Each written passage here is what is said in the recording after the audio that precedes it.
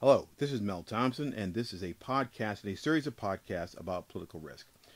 Today I'll be discussing Peruvian gold, and the discussion somewhat hinges on whether or not the foreign direct investor or companies that have some interest in gold can possibly incur political risk from illegal gold mining in Peru. Peruvian authorities are working to eradicate destructive practices in the Amazonian forest region, and these particular types of practices are those that are more noxious than a factory spewing some type of chemical that would eventually end up destroying the ozone layer or even some of the vegetation within the Amazon. These types of practices are beyond man made.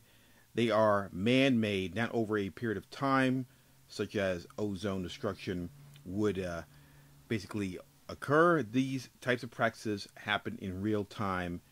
They are ongoing, and they are a immediate concern of the Peruvian government. Now, foreign direct investors and companies that have any financial stake in gold must realize that Peru is an important player in that particular market. In fact, Peru is the world's fifth biggest producer and exporter of gold. And it is for this reason that the government of Peru has been working to stop the illegal mining of gold in the Amazon. Now, although the motivation may be less about the environment and more about the revenue stream that gold provides to the Peruvian government, the fact that they are trying to do something is a very positive sign. It's a positive sign for foreign direct investors that would look upon this as a political risk if there was no action. A lack of action, as you well know, is also a political risk, or it could be just as much as an action could be.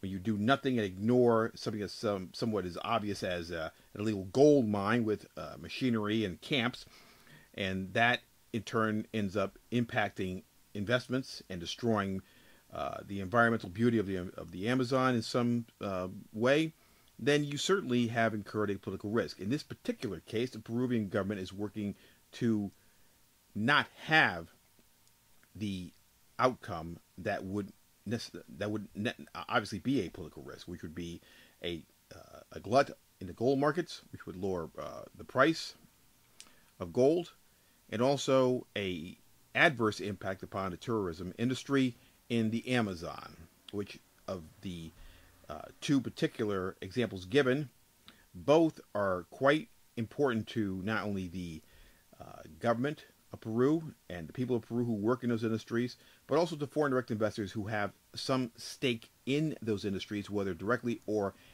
on the outside periphery, such as the overall transportation industry, the industries that have something to do with the shipment and transportation of food and other items to hotels and other types of venues that make a living, make a business out of touting themselves as being connected to the Amazon in a tourism sense, and also being the beneficiaries of the revenue stream that has allowed Peru to create infrastructure in certain areas from gold mining.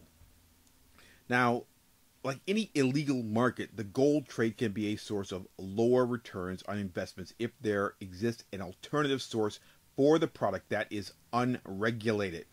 In essence, the glut of illegal gold could drive down the value of legal gold markets. Obviously, this would adversely impact investors and companies that have not only a stake in these particular markets, but also a long-term support system based on gold as a hedge against any loss incurred in other investments. In other words, if this starts to impact the gold markets in a way that lowers the overall value of gold because the market is there's a glut in the market, the gold that you have or the investment you have in gold as a insurance policy against other investments that may go south will be of less value. It will be less of a particular, shall we say, backstop against such a slide in revenue loss.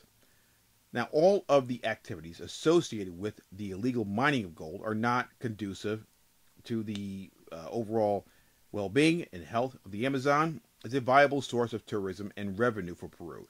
To date, 124,000 acres of rainforest in the Madre Dios region of Peru have been destroyed by illegal gold mining. Let me repeat that, 124,000 acres. Investors and companies looking at Peru need to understand that without a continued effort by the Peruvian government to rely on the legal markets and the legal avenues for gold mining, then there will no longer be a lack of political risk for foreign direct investors in the Amazon when it comes to investing in tourism, the tourism industry, or even in the gold mining industry in that country. If they continue to try to work through this and prevent this, it will be a good thing. It is something that certainly should be supported. It will not help anybody, and it certainly will not be beneficial to the environment, which is a very, very important thing financially to the Amazon. And on a personal level, it's something that's very important to not only the people of Peru, but also to many of us who live in the states that look upon the Amazon as a beautiful source of not only tourism, but also a part of the good earth that cleans the air and gives us another source to be proud of in the Americas. This has been Mel Thompson.